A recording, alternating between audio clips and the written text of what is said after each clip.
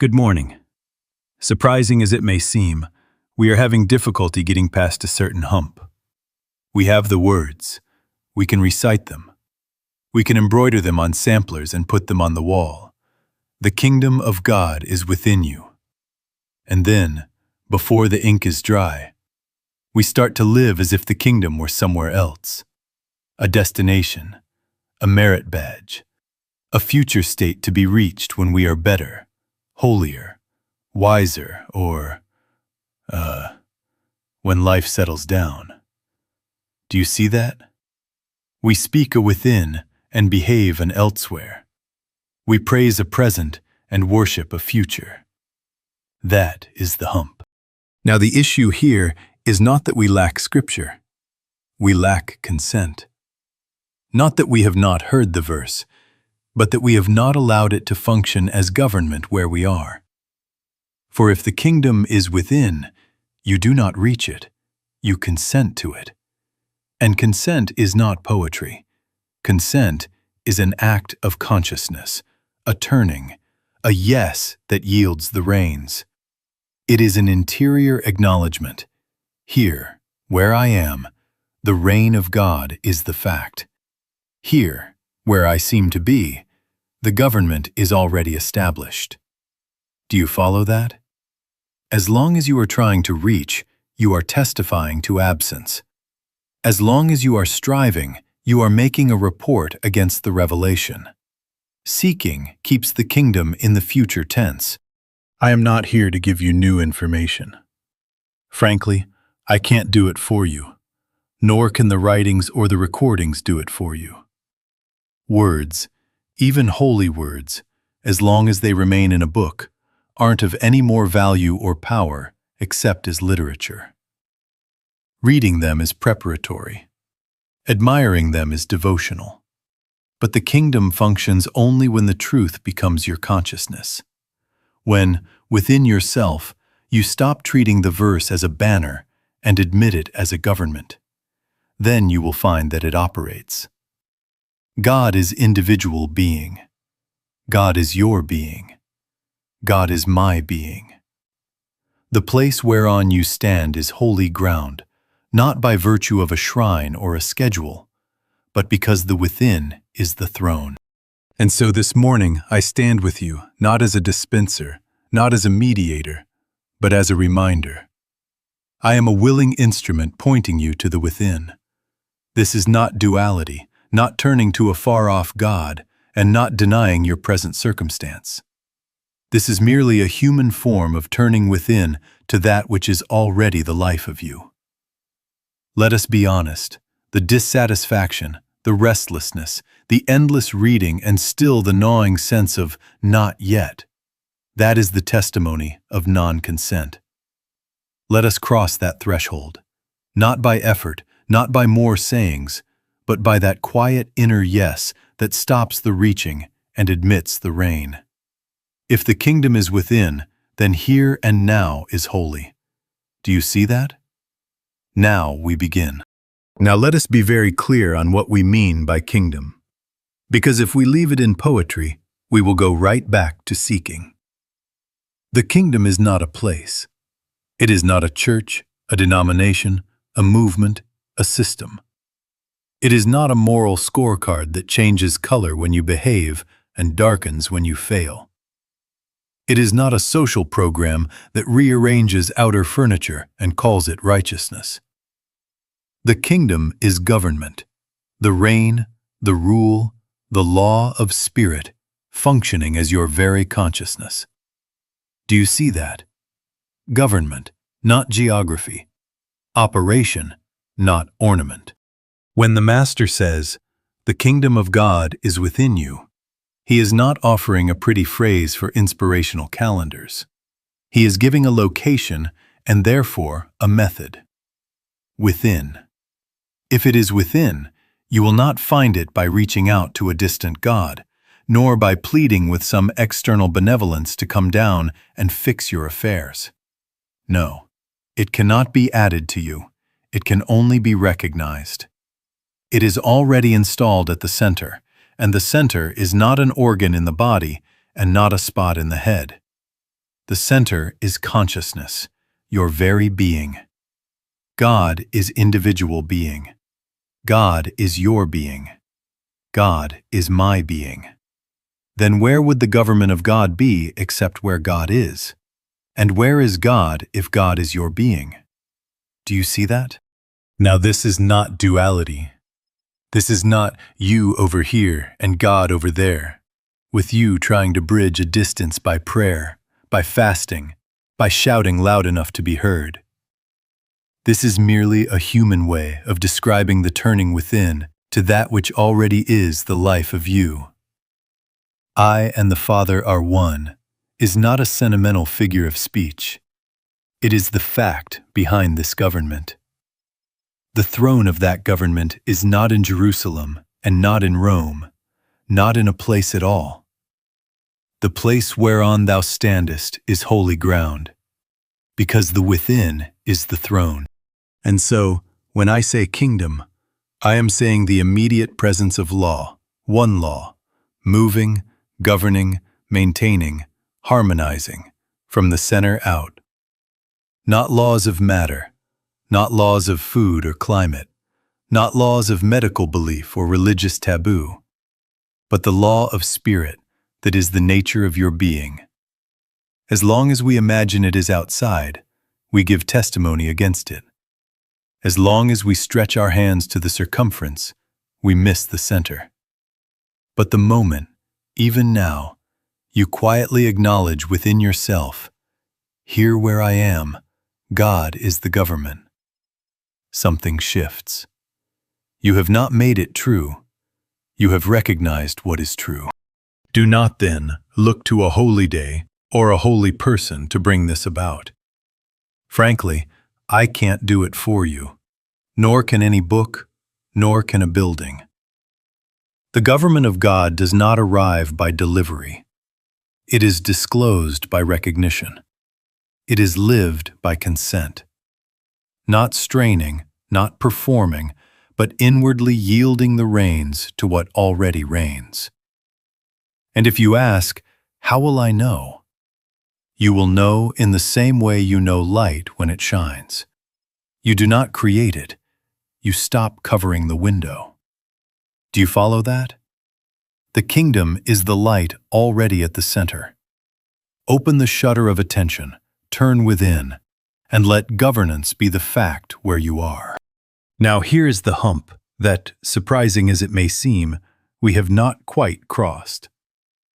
As long as you are trying to reach the kingdom, you are testifying that it is not within you.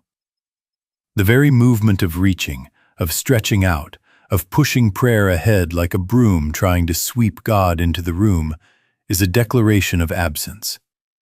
Do you see that? And then, because you have declared absence, you have to keep seeking. And the more earnestly you seek, the more real the distance becomes to you, until the search itself becomes the proof that you have not yet found. We congratulate ourselves for zeal, but the zeal has been rehearsing separation. This shows up in very innocent forms. We wait for a feeling, some warmth, some thrill, and say, when I feel it, then I will know the kingdom is here. We wait for a sign, an opportunity, a coincidence, a door to open, and make that the authorization.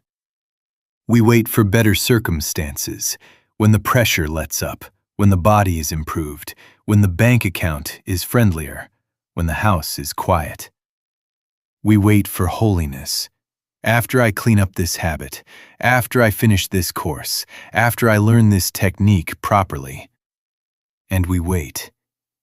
We even wait for a teacher to nod at us, to put a hand on our head and say, now you have it.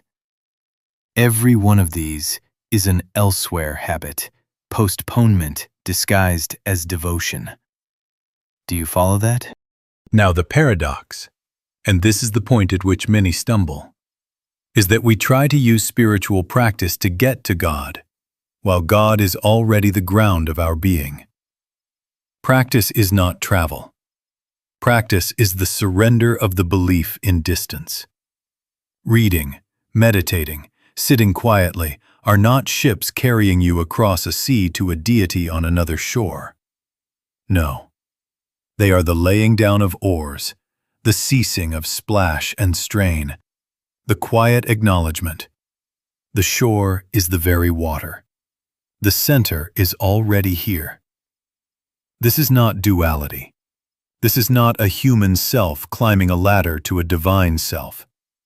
This is merely a human way of turning within to the truth that God is individual being.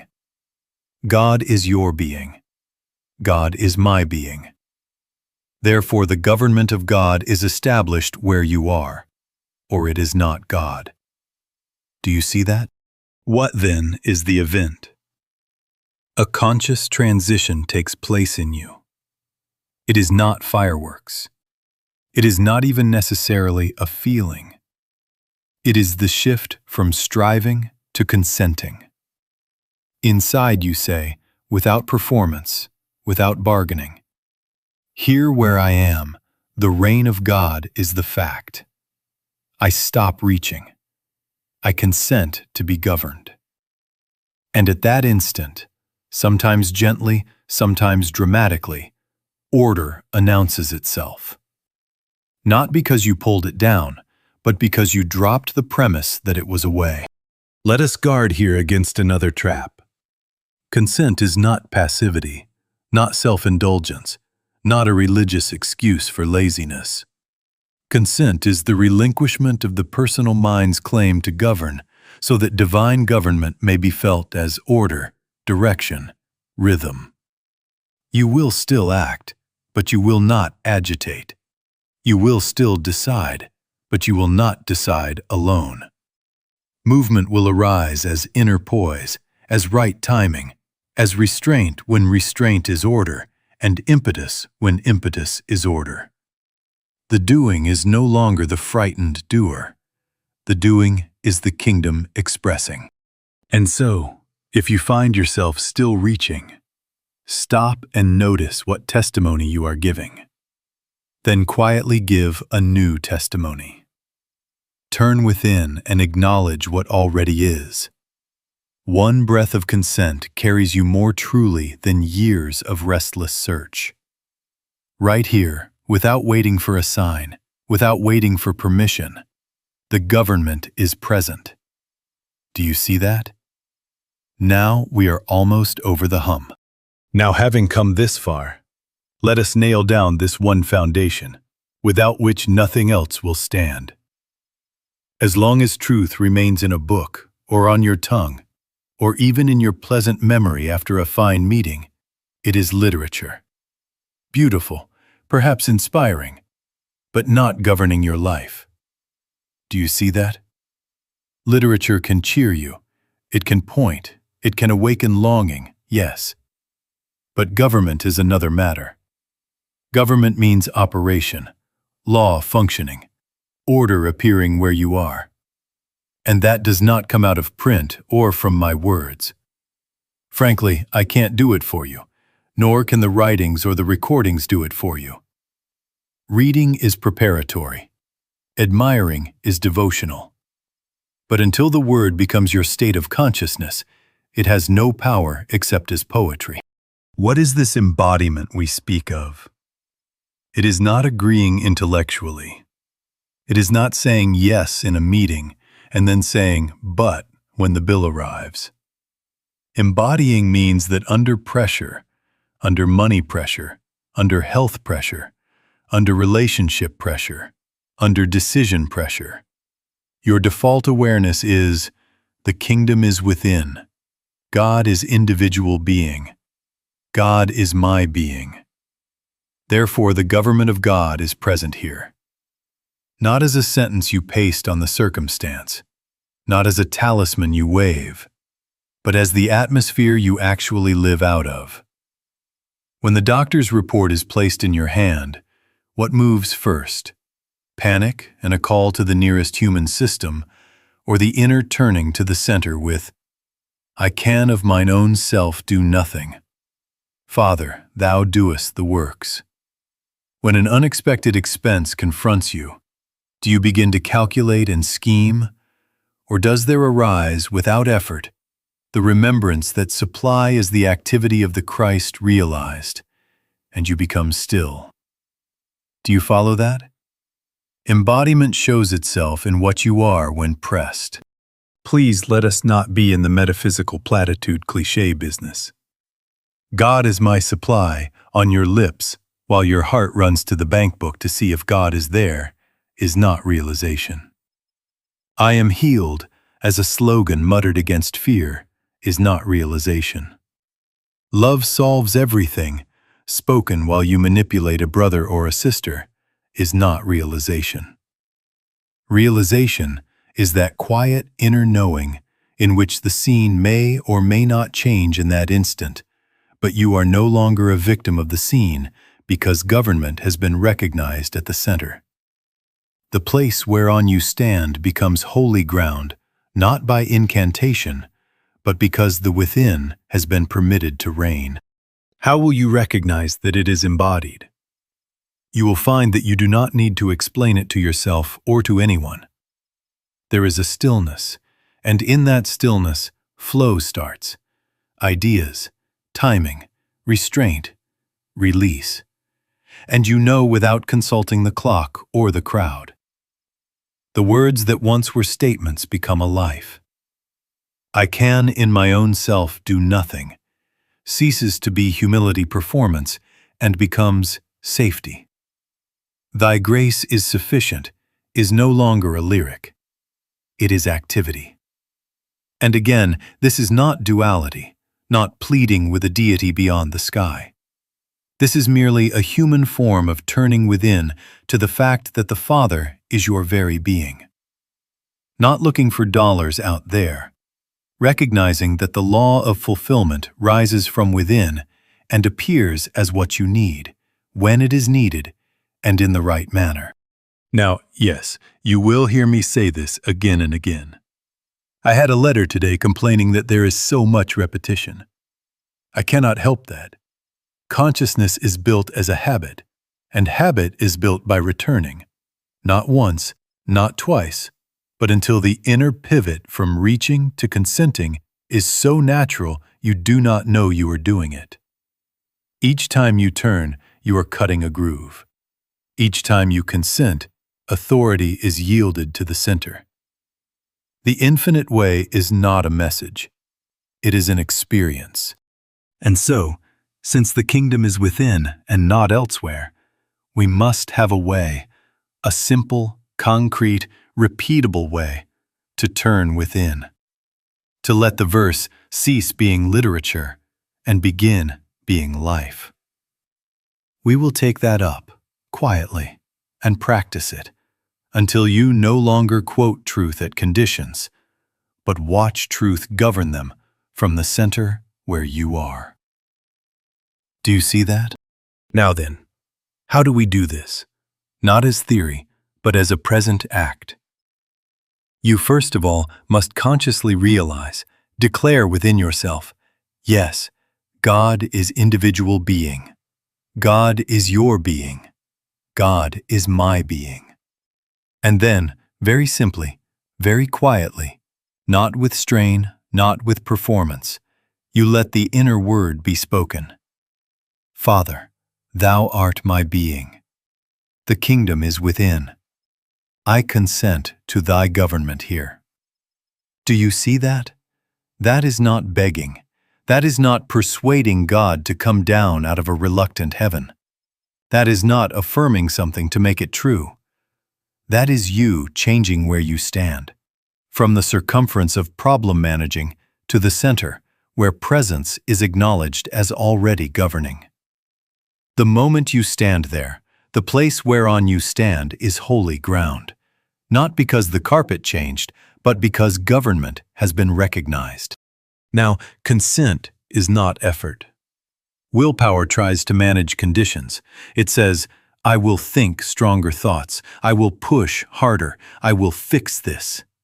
And the harder it pushes, the more it testifies that government is not present. Consent yields the reins to the activity that already knows the way. It says, I can of mine own self do nothing. Father, thou doest the works. This is not duality. This is not a human self petitioning a distant God. This is merely a human form of turning within to the fact that the Father is your being. Consent is rest, but it is not lethargy. It is alert receptivity to the order that rises of itself when self-claim steps aside.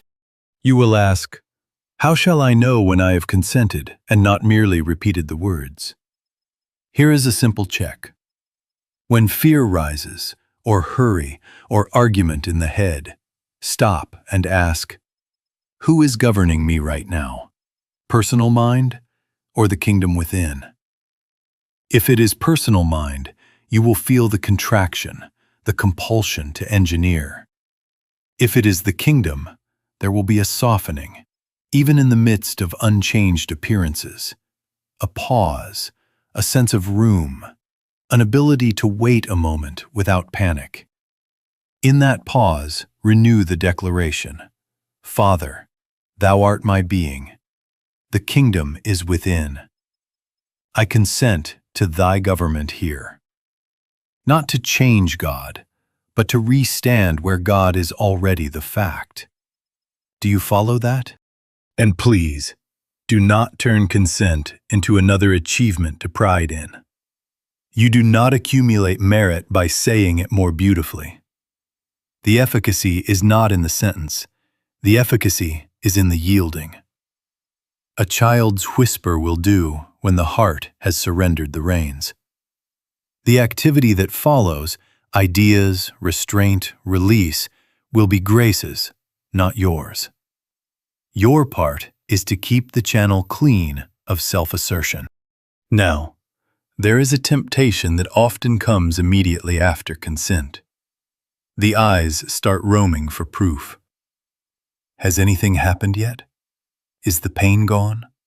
Did the phone ring? Is the money coming? Do you see the trap? The gaze shifts outward again, and the old testimony of absence begins to renew itself. We must learn, then, how guidance and assurance appear from within, how the kingdom gives its own witness, its own timing, and how we can wait for that quiet impartation without bargaining. We will take that up next by turning the same consent into the way we decide and move. Now let us make this very practical, because unless truth governs where you choose and move, it will remain poetry. When a decision presents itself, large or small, invitation or obligation, purchase or postponement, stop for a moment and turn within. Not out there to consult opinions, not even first to your own cleverness, but to the center. And there, quietly, without bargaining, ask, Father, is this for us right now? Then wait. Do you see that? Not as a superstition, not as a coin flip with heaven, but as recognition that the government is within, and that you, as personal mind, can of mine own self do nothing. Father, thou doest the works. Now the waiting is where the personal mind will try to take the reins back. It says, hurry up, give me an answer. Silence means nothing is happening, so I'd better engineer. That is the very moment to be still. Guidance is not always a sentence in your ear. Often it is a soft impulse, a restraint, a timing, a peace that settles over the option, or a gentle no that refuses to light. Sometimes it is simply not yet. Do you follow that? The personal mind hates not yet. It rushes to fill quiet with calculation. Let the quiet ripen. If there is no light, do not invent one. If there is no peace, do not paint one. Wait until the within bears witness. Here is an analogy you can use any day. Do not consult the bank book first as if it were your God. Numbers are not your source. God is your being. Therefore, supply, direction, safety flow from within as the activity of grace. This does not mean irresponsibility. It does not mean charging about and calling it faith. It means you relocate source. You turn within until there is assurance, yes, proceed, or no, not now, or wait, prepare.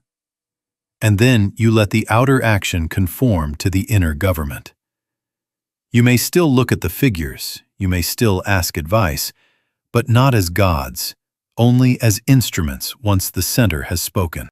You will say, "How do I know I'm not making it up?" Well now, the test is not drama. The test is fruit.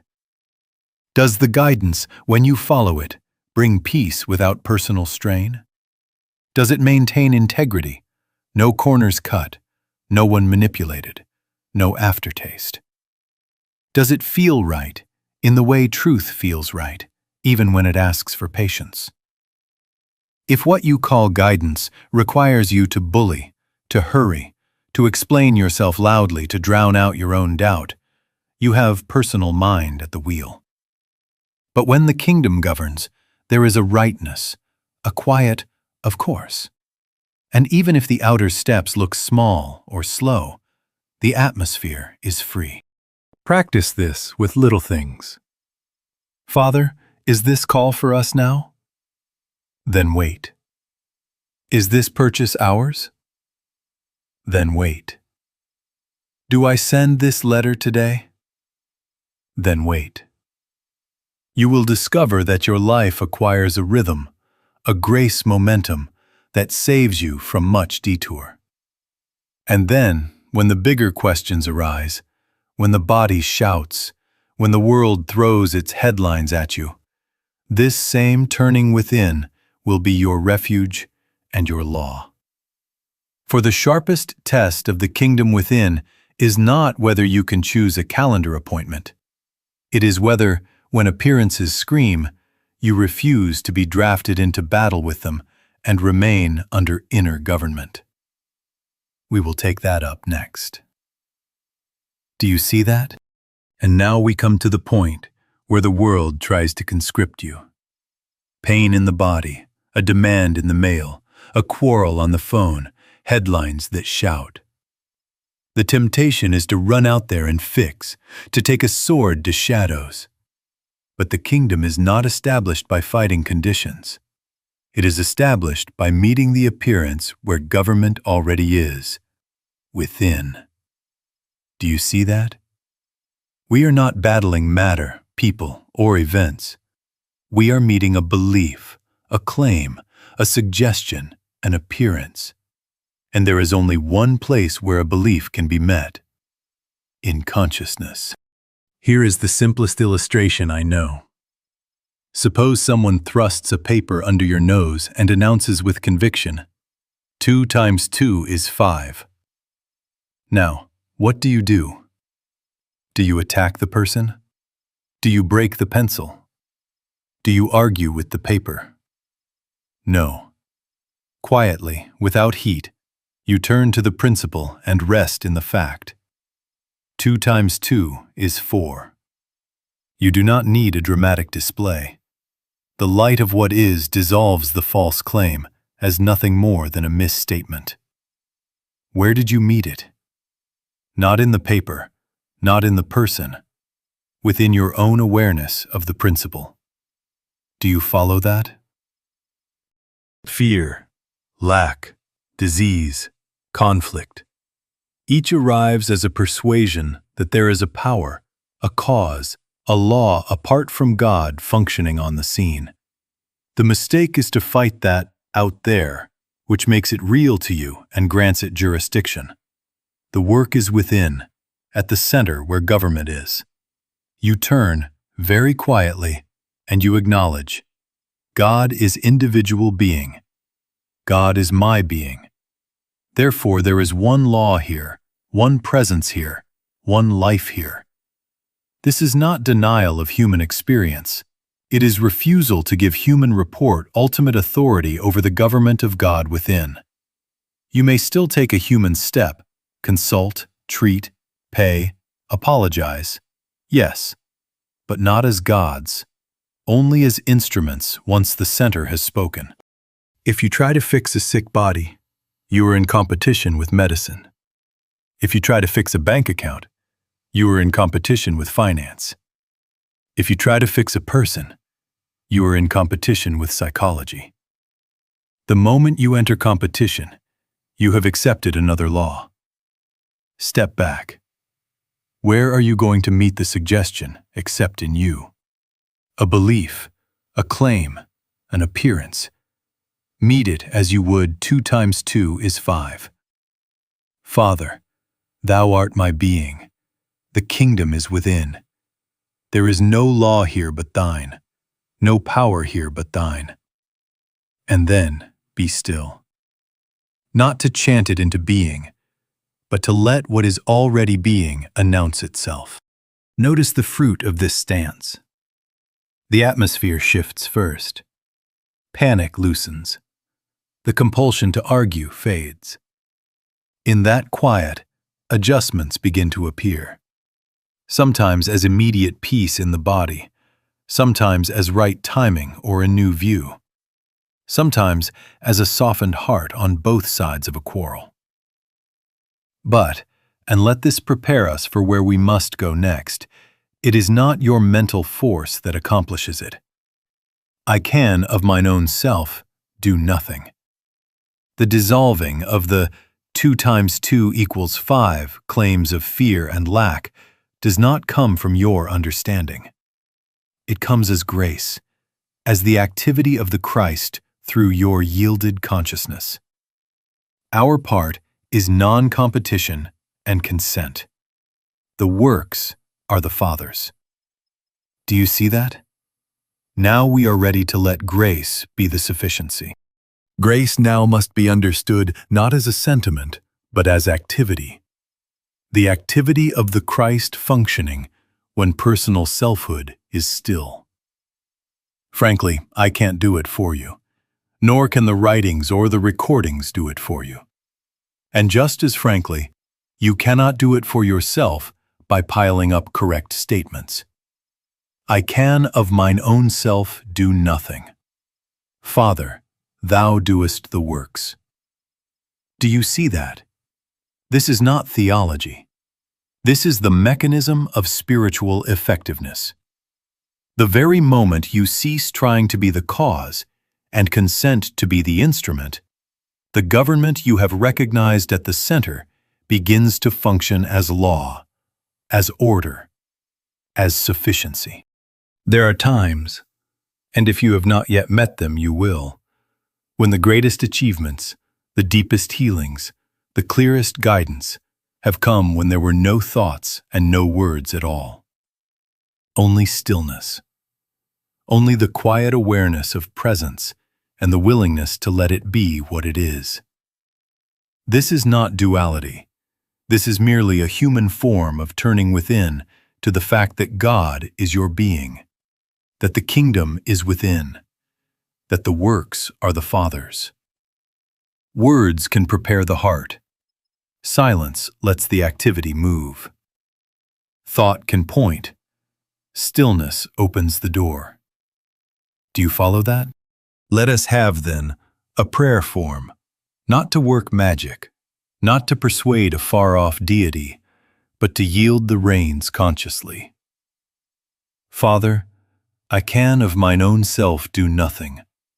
Thou doest the works. Let thy grace be the sufficiency unto this situation, unto this condition, unto this relationship. Not by might, not by power, not by my understanding, thy grace. Then release the outlines. No managing the how, the when, the who. No bargaining, no imagining the scene to your liking. Rest. If a word wants to arise, let it be gratitude. If an action wants to arise, it will arise from peace, not from pressure. And if nothing arises, be content to be still. The activity is not yours. the sufficiency is not yours. Do you see that? You will notice, as this becomes natural, that effects appear without strain. A soft loosening where there was tightness, a right door opening without pushing, a correction that no argument could secure. Sometimes the body responds as warmth or quiet. Sometimes the outer situation rearranges as if by a hand unseen. One touch of the Christ is enough to raise the dead. Surely it is enough to straighten a day. Never boast of it. Never claim it. Never even think, "My understanding accomplished this." It is the kingdom working as grace through your yielded consciousness. Our part remains what we have learned: non-competition, consent, receptivity. The works are the Father's. Now, here is the next temptation, and we must face it squarely. Once you have tasted that grace is the power, the old habit tries to attach it to a person, a system, an organization. Get me that practitioner. That group has the atmosphere. That leader knows the secret. No. A man or a woman sins when they leave you believing that you in any wise need them. If I go not away, the Comforter will not come to you. The Comforter is within. The kingdom as grace governance in your own consciousness. We must be weaned from dependence on persons and structures so that the same grace that has touched you can become your law of life. We will take that up now, because until dependence breaks, the kingdom remains a guest. When it breaks, the kingdom becomes your government. Do you see that? Now let us say this with the love and the firmness it requires. A man or a woman sins when they leave you believing that you in any wise need them. Do you see that? Because the moment you believe you need me or a group or a system for your spiritual oxygen, you have moved the kingdom back outside and postponed the Comforter that is already within you. Frankly, I can't do it for you, nor can the writings or the recordings do it for you. I may point, I may bear witness, I may sit with you in silence until the activity begins to flow. But if when I rise you feel less able to live by the inner government than before, I have wronged you. If I go not away, the Comforter will not come to you. The outer must recede so that the inner presence may be consciously realized as your sufficiency. Now please do not mistake this for ingratitude toward teachers or for the pride of isolation. This is not arrogance. This is not a declaration of, "I don't need anybody." This is a return to order. God is individual being. God is your being. God is my being. Therefore, the supply of light, of love, of guidance, of fulfillment cannot be hoarded by a person and meted out to you like rations. Help is not a commodity that I possess and you lack. Help is the activity of the Christ flowing through any instrument that happens to be available while you are consenting within. The moment you believe it comes from me as a personal achievement, you will begin to fear losing me. You will begin to tithe to personalities. You will begin to travel to holy mountains and special rooms to get what never left your own center. No more shall you worship in this mountain, nor in that temple, but in spirit and in truth. Do you follow that? Autonomy, then, means direct relationship, not solitary bravado. It means that you recognize the Father as your being, you turn within for government, and you let fellowship be what it truly is, a meeting of instruments, not a lineup of dependents before a dispenser. This is not duality. This is merely a human form of turning within to the fact that the same presence you admire in another is the presence that constitutes you. Then, when you do sit with a teacher or a friend, what flows is not to you as a personal acquisition. It flows through you as a natural outpouring, blessing where you are, blessing those you touch, without claim, without bondage. How is this freedom maintained? It must be trained into habit. Dependency breaks when several times a day you deliberately return to the interior recognition, Father, Thou art my being. The kingdom is within. I consent to Thy government here. 3 minutes, 5 minutes. Stop, turn, acknowledge, and be still. Each return weakens the magnet of personality and strengthens the government of grace. In this way, the Comforter ceases to be a guest and becomes your law of life. Do you see that?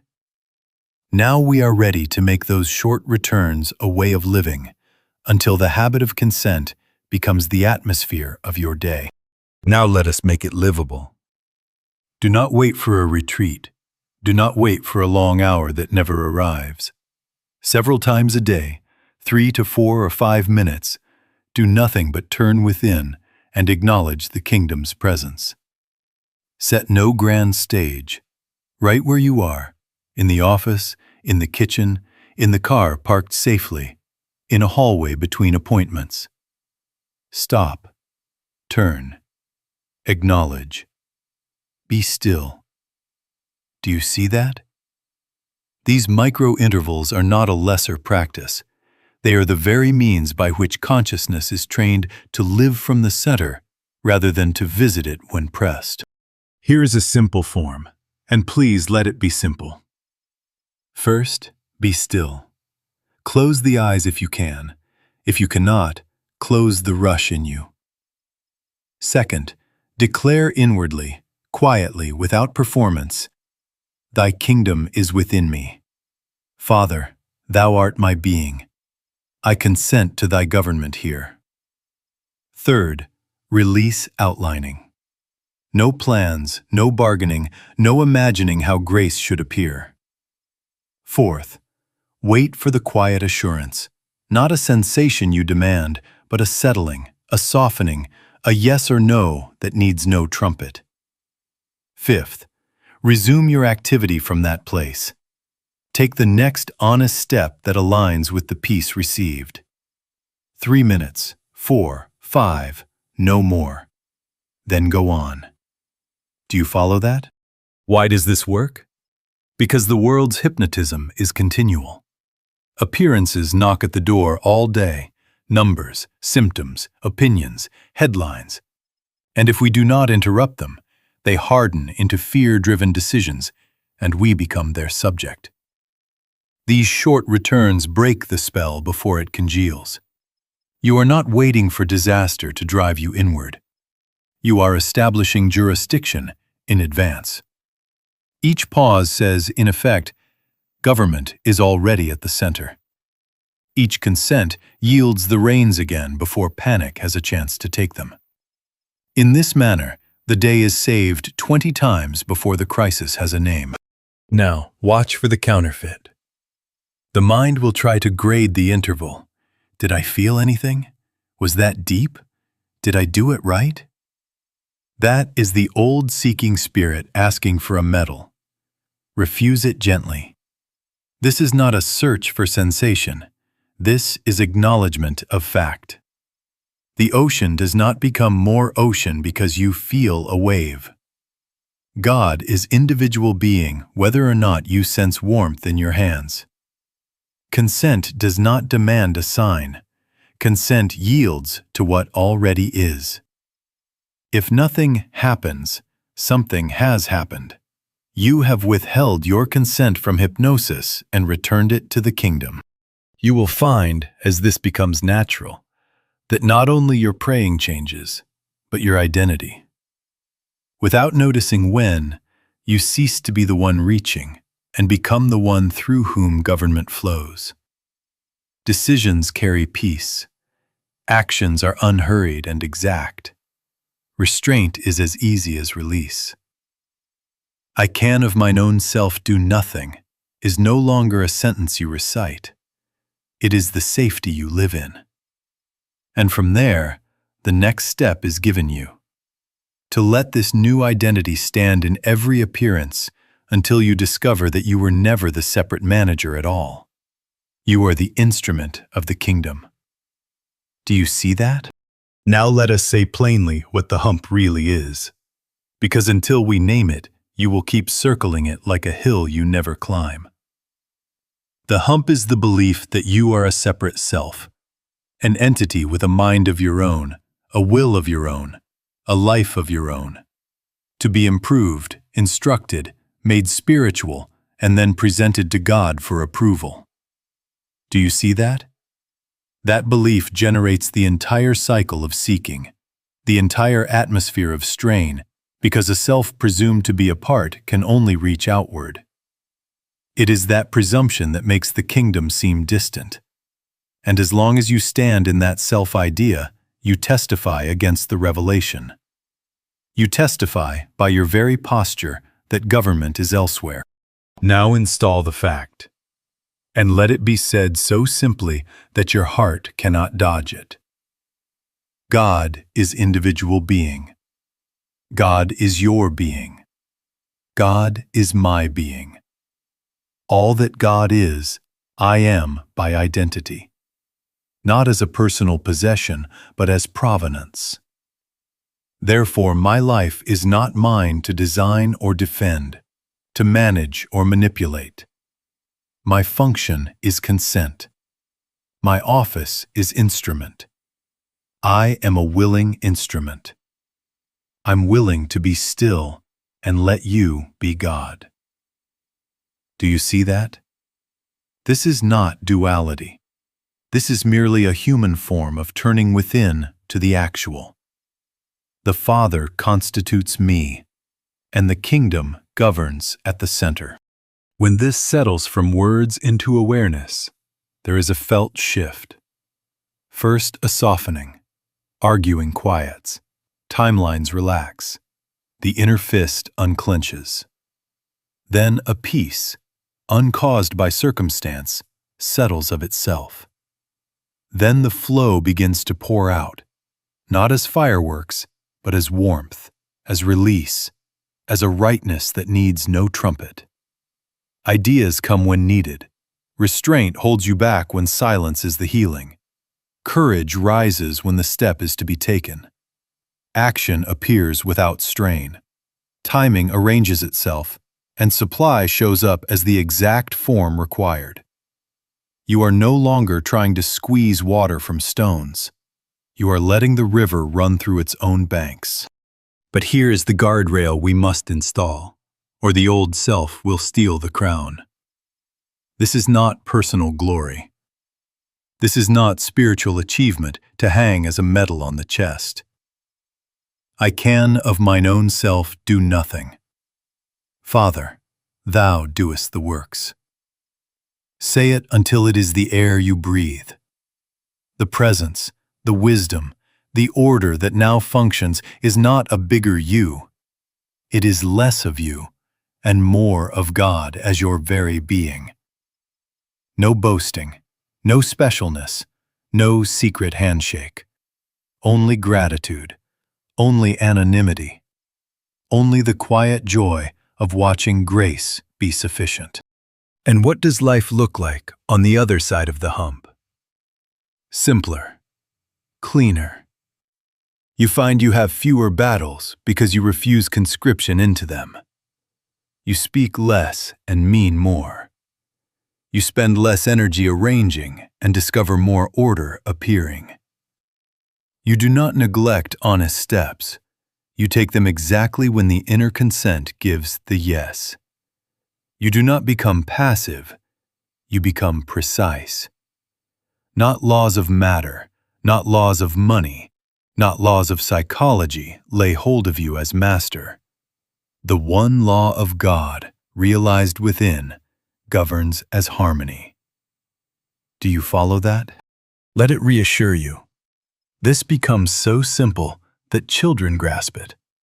A child can say, "Father, Thou art my being, and then wait for the yes or no. But it must be lived, not admired. We have read enough. We have approved enough.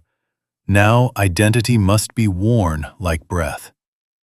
Several times a day, you will yield the reins, and, without noticing when, you will awaken as the one through whom government functions. Not a human striver, but the instrument of the kingdom. Do you see that? So then, let us say it clearly, and let us let it stand in us, not merely on our lips. The kingdom of God is within you. Not a metaphor, not a hope. Location and government. Within means present. Present means consent. Consent means you turn within. Turning within lets grace act. And when grace acts, appearances lose jurisdiction. Do you see that? You have not been sent out to capture a distant power. You have been invited to stand where government already is and to let it be evident. Carry with you a simple inner script and let it become breath. The kingdom of God is within me. I consent to thy government. Thy grace is my sufficiency. Father, thou doest the works. Not as magic words, not as a charm, no. As your relocation. Each time the world tries to draft you, numbers on a page, ache in a limb, urgency in a voice. Stop, turn, acknowledge, and be still. The kingdom is within me. I consent. Then wait until the quiet assurance comes, and move only from that center. You are not reaching, you are yielding. You are not making power. You are letting the only power be what it is, where you are. Now set your expectation rightly, or you will accuse yourself needlessly. The battle with world belief will recur. The old hypnotism will shout again and again, hurry, fix, prove. Repetition is not failure. Repetition is training. Each return to consent is another strand in the rope that lifts you over the hump, until, without noticing when, you awaken on the other side as instrument rather than manager. Frankly, I can't do it for you, nor can the writings or the recordings do it for you. But you can, many times a day, re-stand where the Father's government is, and you will find that the very same world beliefs that once bullied you begin to pass through you as shadows without weight. Do you see that? You do not need to wait for a better day, a better feeling, or a better teacher. Begin now, within. Right now, as you sit here, let the word be spoken in you. The kingdom of God is within me. I consent to thy government. Thy grace is my sufficiency. Father, thou doest the works. Feel no obligation to decorate it. Let it be as unadorned as truth. Wait a moment in the quiet. When you rise, take the next clean step that matches the peace given, and refuse to be argued out of it by appearances that have lost their authority for you. And let there be a lived experiment today. Choose one decision, only one, or meet one troubling appearance. Stop. Turn within. Speak the word. Wait. Move from the peace, even if the step is to pause longer than habit allows. Watch the shift from striving to inner order. Watch the law of grace take the reins where your cleverness once strained. Then do it again and again until the rhythm becomes life. You do not reach the kingdom. You consent to it within. And that consent will write its evidence across your day as guidance, as harmony, as sufficiency, until you cannot honestly say, I did this, but only with gratitude and wonder. Father, thou doest the works. Do you see that? Now go, and let it be so.